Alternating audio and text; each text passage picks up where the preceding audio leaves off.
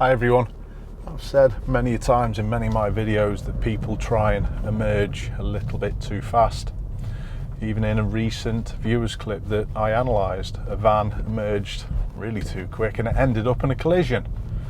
So what I intend to do today is try and just convince people to do things that little bit slower.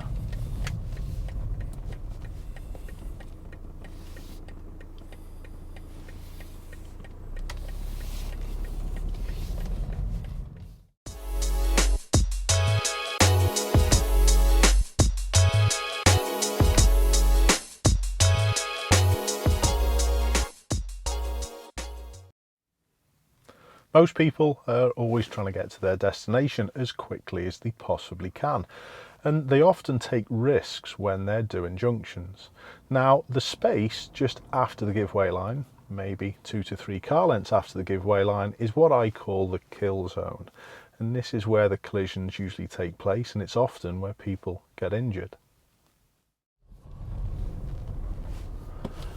Now, I often say to my pupils about Ash's speed, and this really describes the speed that we need to emerge at, and Ash's speed is often a lot slower than the pupil's speed, and effectively it's quite simple. If you're at half the speed, you get twice the time to do your observing, which is much safer.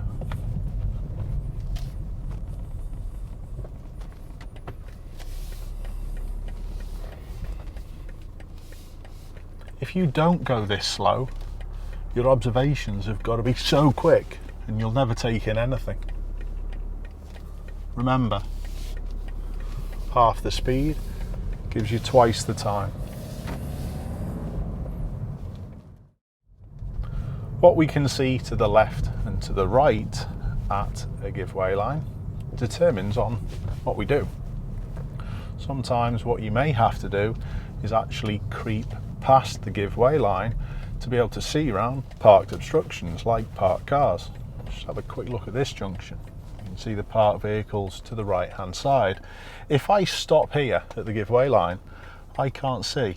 I've got a little view down through past the blue car down there, but not enough. So what I'm going to do, and you could do this actually all on the move if you were slow enough, is just edge and creep. Now you have to lean, and effectively you now treat the edge of the cars as a give way. And again, I don't necessarily have to stop unless someone comes. But notice the speed I had to do that to make sure it was safe. It can be really difficult if people are speeding on the road that you're trying to emerge onto. But we can't be thinking, well, you shouldn't be driving at that speed. What I'm going to do here is make sure that I could stop if anyone came from any direction at any speed. There's a vehicle coming, looks as though they're driving a little fast, not too bad. But what if a motorbike came from either side now? Could I stop? What if that motorbike was doing 45, 50 miles an hour on this 20 limit? Well, I need to be able to stop if that happens as well. But it is made worse by people driving at these speeds, and it makes emerging much more difficult. So effectively what I've been getting at is our observations need to be much faster than the speed we're travelling at. And people often get this the wrong way around. I've got to be slow, I've got to be looking quick. And if I can't see far enough, I've got to go even slower to allow me time to look. Okay. What do you do when you do these junctions? Are you in a rush to just get out as soon as you can? Not now with these pedestrians. Make sure your view's good. Keep looking quickly, even when you have to wait, to make sure you're ready if a gap does appear. Move in your seat like I've just done. People get caught out by not looking around these pillars. We've got a post box there, so all I'm going to do is just edge forward to improve my view, looking quickly, and continue to look just in case someone comes up quickly behind. And that means mirrors now, so you know how quickly you need to accelerate.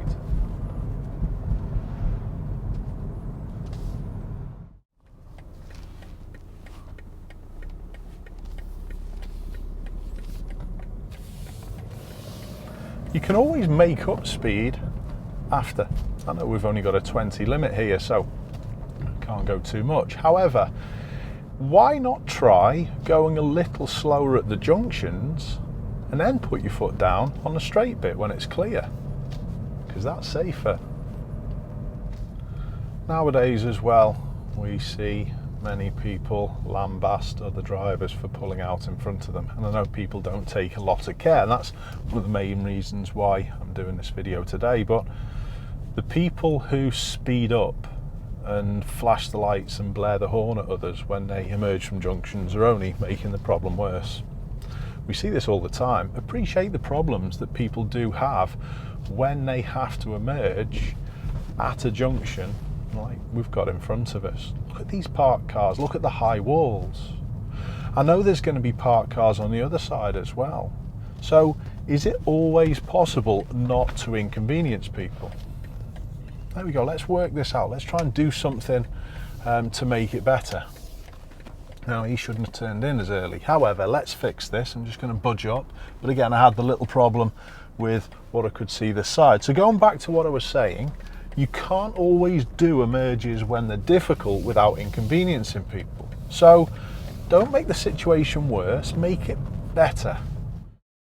So how should you do your observation? Well, imagine you're marching. Right, left, right, left, right, left, right, left, right, left. Because when you don't, this can happen. Watch the car on the left.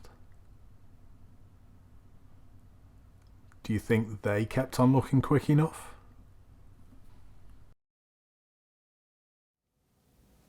I'd like to make one final point to try and protect some vulnerable road users.